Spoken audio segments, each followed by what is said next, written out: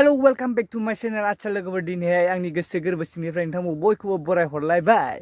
अच्छा लोगोफोर दिनैहाय आङो क'क्राझाराव थांनो नागिरदों। दिनैथ' बयबो मिथिखागौ दुर्गा फुजा होननानै। ओमफ्राय आं दा न'निफ्राय फैनानै एसे गेजेर नांनानै बारबाय आरो टाउनसिम जोंनि न'निफ्राय 20 किल'मिटार जायो लोगोफोर। दा आं 20 किल'मिटाराव 15सोखौनो सालायबाय आरो आं दिनै रावबो गैया, लोगो गैया, हारसिंसो सल' राइड। आरो नै गारियाबो दस्राजोंसो फैनाय जादों दिनै।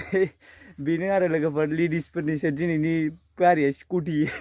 ओमफ्रायहाय दा थांगोन आरो क'क्राझाराव दुर्गा फुजानि मा बानायदों मा बानायाखै बेखौ नायगोन, दिन्थिलांगोन अबे खनायाव दुर्गा फुजाखौ फालिनाय जायो लोगोफोर क'क्राझाराव। आरो बे माखासे भिउफोर नुनो मोनगोन आरो नोंथांमोना बयबो समायना रमायना साजायनाय डेक'रेट गासैखौबो नुनो मोनगोन, गासैखौबो देखायलांजोबगोन आं नोंथांमोननिसिम। भिडिअखौ जोबजासेल' नाय।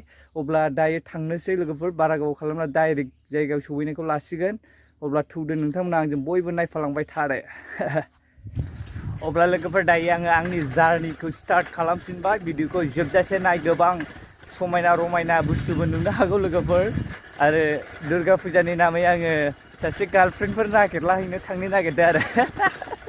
आदसा दायो इनारेल दिफु मोनफैबाय लोगोफोर। फैनानै गोबां गरम मोनबाय आरो नैबाय एसे थान्दा जानो नागिरदों। नैबेहायनो गारिनि आइसक्रिम दखान मा दं नायनो हागोन। नै बेसेबांनि बेलि बाटार मा गासिबो दंजोबो आरो बाव। माने लोगोफोर नैबेखौ जानो नागिरबाय आरो आं, बिराद गुसु थारमाने बिराद गरम जादों ना, एसे थान्दा मोनो खोमा साननानै बेखौनो जानो नागिरबाय आं। दसे जागोरनि, अब्ला नायलांबाय था भिडिअखौ लोगोफोर।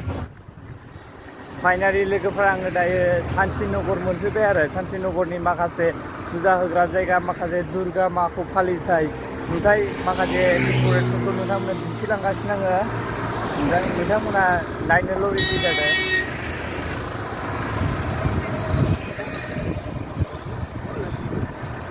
दसे उनावनो नुनो मोनसिगोन आरो लोगोफोर। नैबे फार्स्ट शान्तिनगरनिफ्राय स्टार्ट खालामसै आं बे मा दुर्गानि माखासे डेक'रेटफोरखौ देखायनो थाखाय। नाथाय भइस होनो हानाय नङा खोमा, माखासे मिउजिक दामगासिनो ना, बिरादनो कपिराइटफोर फैनो हागौ लोगोफोर।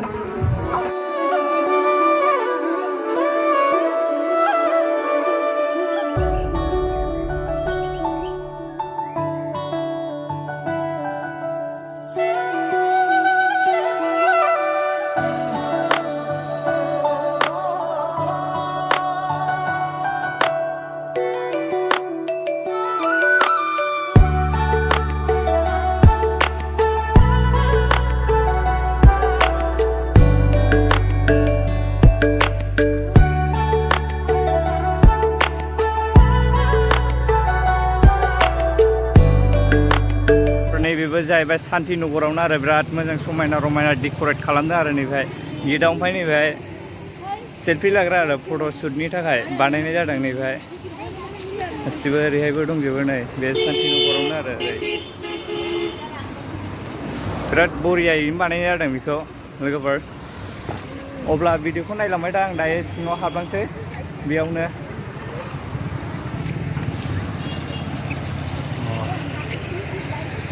जय मा दुर्गा, बिदिनो आरो लोगोफोर सिङाव। माने दा समाबो बारा गैया ना लोगोफोर, ओंखायनो आं एसे थाब बानायनाय जाबाय। भिडिअखौ गोबाव खालामनाय जायासै, मोजां रोखोम बांद्राय देखायनाय जायासै आरो। थारमाने दा बारा मानसिबो गैखाया, मोनायावसो जागोन मानसिफ्रा, दा बारा मानसि गैया आरो। ओमफ्राय नोरै बिराद गिदिर डिजे दामो आरो, बिराद दावराव, बेनि थाखायनो भिडिअखौ बानायनो हाया लोगोफोर। अब्ला आं दस्रायाव थांसैलाय, नायलांबाय थादो लोगोफोर, दस्राखौ देखायहैसैलाय। ओमफ्राय हाय लोगोफोर दायो आङो थांफिनगासिनो ओरैहाय दस्रा मन्दिर फारसे। बेयाव दस्रायाव देखायहैसैलाय आं लोगोफोर, माहाय मोनो। बे शान्तिनगर एरियायावनो दङ आं दाबो, शान्तिनगरावनो थागासिनो, साइकेल सालायगासिनो आरो आंनि जार्निखौ सोलिगासिनो। बिदिनो दासो मोननै मन्दिर हाबबाय आं, आरो गोबां दं, हाबजोबनो हानाय नङा, माखासे खिनिल' हाबनाय जासिगोन लोगोफोर। जा हायो बेयावनो हाबलांसै। नोंथांमोना नायलांबाय था भिडिअखौ जोबजासे, आरो बयबो सापर्ट खालाम। आरो चेनेलाव रावबो साबसक्राइब खालामाखैबा, चेनेलाव दिनैसो गोदानै नायदोंबा नोंथांमोना साबसक्राइब खालामना होदो। आरो लोगोसे बेल आइकनखौ रावबो अलाव होनानै लायाखैबा ना, जाय अलाव होनानै लायाखै बिथांमोना अलाव होनानै लादो। अब्ला भिडिअखौ नायलांबाय था लोगोफोर। दायो थांगासिनो नैबेहाय जाहैलायबाय शान्तिनगरनि मोनसे माबामोन आरो बावबो मा दुर्गानि फालिनाया दं आरो बावबो। ओमफ्राय आं बाव हाबनाय जाथ'नाय नंला लोगोफोर। नैफ्राय नै बिराद डेक'रेट खालामदों आरो बाटारफ्लाइ लामाखौ बरिया बरिया फाइनालि लोगोफोर नै दायो मोनसे मन्दिर मोनफैलायबाय नै बेहाय मा दुर्गानि ओ माय गड रबे साइकेलखौ पार्किं खालामदो ओमफ्राय एसे नायनानै थांसै आरो लोगोफोर मा मा जायगा ओरैहाय नायनो हागोन नै बरिया डेक'रेट खालामदों आरो बाव मा बेनो लोगोफोर मा दुर्गानिया मुर्तिया बेयाव मोनफैलायबाय आरो लोगोफोर बेबो दङ शान्तिनगरावनो आरो ओरै बे एसे ओरै लाइन खाथिजों बेथिं एसे लामा गावनाय दं बे साइडआव जाफैबाय बेहा एसे गोजानाव आरो ओमफ्राय बै मोननायाथ' एसे खाथि खाथियानो मोनबाय दाबो दिनैसो फार्स्ट नालाय बांद्राय मानसि गैया आरो दा मोनायाखैना मोनाबासो बिराद मानसि जानो हागौ आरो बाव लोगोफोर ओमफ्राय आं दा बेयाव बेखौनो देखायफैलायबाय लोगोफोर बेनोमोन नै सुन्दुरि अब्ला दस्रायाव थांनोसै लोगोफोर नायलांबाय था भिडिअखौ जोबजासे नायलां आरो माखासे गोबां देखायलांबावगोन आङो ओरै क'क्राझार टाउन जों हाबनोसै दा माहाय माहाय लोगो मोनोलाय थांसैलाय चलो लोगोफोर आंजों लोगोसे थौफाबाय थादो नोंसोरबो ओमफ्रायहाय लोगोफोर आं दा दाबसे जायगायाव सफैदों बे जायगायानो जाहैबाय क'क्राझार थिथागुरियाव आरो लोगोफोर नायदो बेकग्राउन्डआव माबायदि ओरैबायदि समायना डेक'रेट खालामनानै दोनदों दा नायनो हागोन नै फुरा सोरगोफुरियानो हाखाया आरो लोगोफोर बे डेक'रेटजों नायनो हागोन नै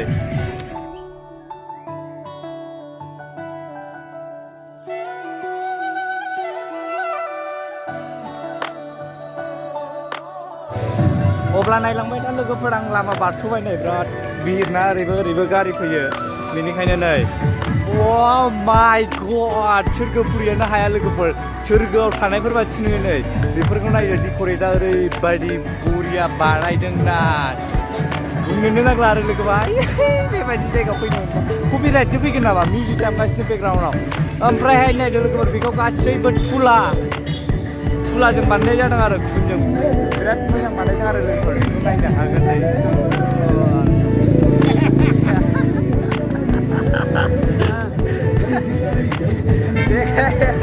फोरांनो बिराद मोजां मोनबाय आरो दिनैनियाव बे थारमाने क'क्राझाराव साबसिन डेक'रेट जानाय बायदि मोनदां फुरा हेभि आरो बे वेटार नुनानै बिराद गोसोआ गोजोनलायनाय मोनलायथारदों आरो लोगोफोर थारमाने बेनो साबसिन जादों दहाय नुनायनिफ्राय आंनिबाथ' बेनो साबसिन मोनदों माखौ साबसिन मोनदों कमेन्ट खालामबानो जाबाय सबसे बेस्ट माय फेभरेट नायनो हागोन गोजौआव मा दं बाबा शिब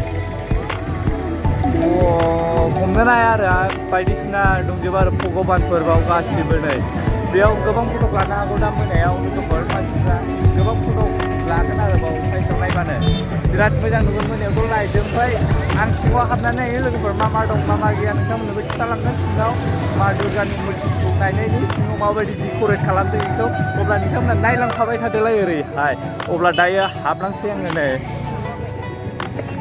मेन गेटआ जाहैबाय नैबेनो नै मा बाबा गणेशखौ गोजौआव दोनो आरो बेजों हाबगोन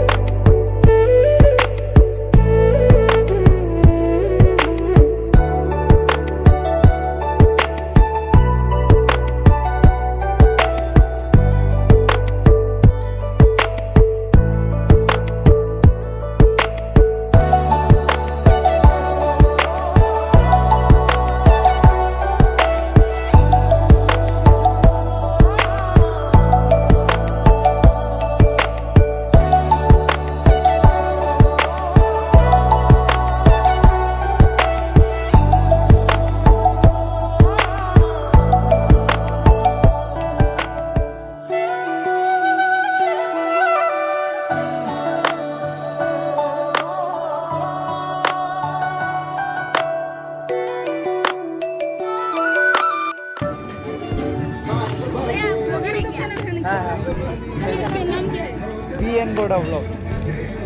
BN Bodo. BN Bodo Vlog. BN Bodo Vlog. हाँ. ये आपका चैनल है? हाँ चैनल है. BN Bodo Vlog. ये आप सर्च करो.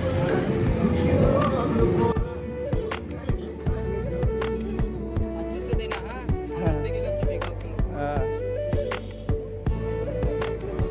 ना फंबायफोर लोगो मोनदों आरो बेयाव थारमाने मन्दिराव फैनायाव ओमफ्राय बिथांमोना साबस्क्राइब खालामबाय निउ साबस्क्राइबार थेंक इउ स माच वेलकाम भैया हा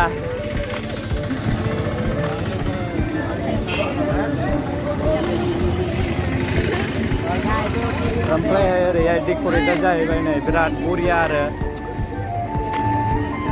फुरा नायबा सोरगोफुरियानो नुबाय फुरा बरिया आरो लोगोफोर ओमफ्राय बे जायगायाव गासैखौबो थुलाजों बानायजोबदों आरो थुला थुलिनि एबा मानि थुला बेजों बानायजोबनाय जाबाय बरिया नुबाय आरो डेक'रेटखौ सिङावबो गासिबो बिदिनो जोबोद समायना रमायना सबसे क'क्राझारनि बेस्ट होनबा नैबे जाहैबाय मा दुर्गाखौ फालिनाय जायगाया लोगोफोर होमब्ला बयबो बेखौनो मोजां मोनगासिगोन बायदि मोनबाय आं ना नायनो हागोन नै स' ब्लग गासैबो बाव फट' लाजोबदों आरो मादैमोनहाबो ओरैहाय ओमफ्राय दा मोनाबाय आरो दा थांनोसै अब्ला लोगोफोर दिनैनि भिडिअखौ आं बावनो फोजोबसै नामा जायगाफोरखौथ' नुखाबाय नोंथांमोनहाबो कमेन्ट्स खालामदो अबे जायगा अबे मा दुर्गानि फालिनायखौ नोंथांमोनहा सबसे बेस्ट एबा सबसे साबसिन हिसाबै सायख'नानै लाखो नोंथांमोननि सायाव जायखौ आं मोजां मोनदों बेखौनो नोंथांमोनहा मोजां मोनदों जाखानांगौ खोमा आरो नैबेनो सबसे बेस्ट जायगा जाहैबाय लोगोफोर बेयाव फट' लानो मानो जोबोद मोजाङानो लाइटजोंथ' बिराद बरिया नुखाबाय ओमफ्राय लोगोफोर दाथ' साना थांबाय मोनानायनिफ्राय मोनाबायबो आरो बेलासिबाय ओमफ्राय 20 किल'मिटारसो थांनांगौ मालाय मामुलि नङा लोगोफोर ओंखायनो आं दा थांनोसै भिडिअखौबो गोलाव खालामनाय जानाय नंला लोगोफोर भिडिअआ गोलावानो जाबाय खोमा थारमाने मिथिला आरो गोबां ओरै बेरायजोब्बायना आं टाउनखौनो लोगोफोर ओमफ्राय दायो बेयाव मन्दिराव माखासे लोगो मोनबाय आरो थारमाने फंबायफोरखौ लोगो मोनबाय ओमफ्राय बिथांमोना निउ साबस्क्राइबार जाबाय आरो आंनाव चेनेल दं नामा बैया होनना सोंबाय आंखौ चेनेल दं खिथाबाय आङो ओमफ्राय सार्च खालामनानै बिथांमोना साबस्क्राइब खालामबाय बिथांमोननिसिम थेंक इउ आरो लोगोसे बिथांमोना आंनि कन्टेक्ट नाम्बारखौ बिबाय आरो ओमफ्राय बिबाय नालाय आं होनाय जाबाय लोगोफोर बिथांमोननो कन्टेक्ट नाम्बारखौ आंनिखौ ओमफ्राय दायो आं थांनोसै लोगोफोर नोंथांमोना जाय साबस्क्राइब खालामाखै चेनेलखौ साबस्क्राइब खालामदो आरो लोगोसे बेलाइकनखौ बयबो अलाव होनानै लादो जाय अलावाखै आरो लोगोसे बयबो आंनि भिडिअखौ शेयार खालामनानै गोसारसिला होजोबदो आरो लोगोफोर सारसिला हरजोबदो अब्ला दायो थांनोसै आङो लोगोफोर भिडिअखौ बावनो फोजोबनाय जासिगोन नोंथांमोना मोजां मोनखो ना गाज्रि मोनखो कमेन्ट्स खालामदो आरो अबे जायगाखौ नोंथांमोना बेस्ट हिसाबै सायख'खो बेखौबो कमेन्ट्स खालामनानै लिरहरदो अब्ला भिडिअआ बेखिनियानोमोन लोगोफोर bye bye thank for watching next video नोंथांखौ थाबैनो लोगो मोनफिनगोन बाय बाय